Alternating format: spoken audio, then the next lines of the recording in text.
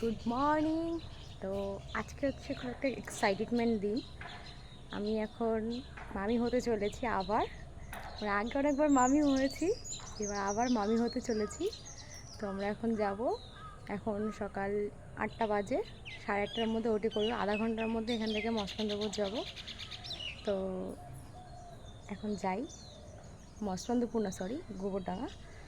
তো এখান থেকে যাই, গিয়ে দেখি মামি, ছেলের মামি হই না মেয়ের মামি হই। তো দেখতে থাকো পুরো ব্লগটা।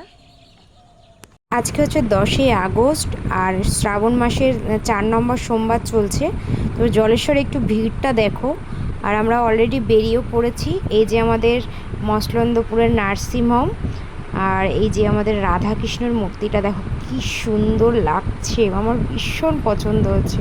আর এই যে ওটির থেকে বের করে অঙ্কিতাকে নিয়ে আসলো।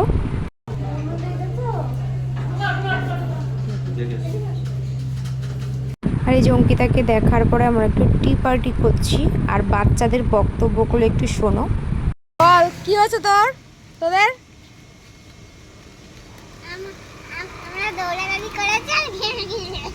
তোদের কি হয়েছে তাই বল। এই নার্সিংহোমে বুনু হয়েছে? বুনু ভালো হয়েছে, খুব সুন্দর।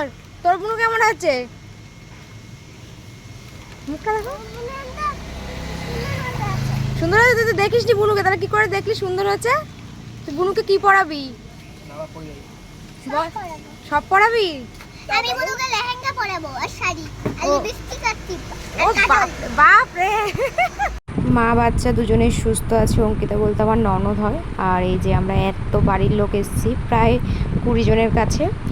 আর এই যে আমি, তো এই যে বাচ্চাটাকে এবার নিয়ে আসছে, আস্তে আস্তে লুকিয়ে ভিডিও করেছে। ব্লগটা এখানেই শেষ করে দেব।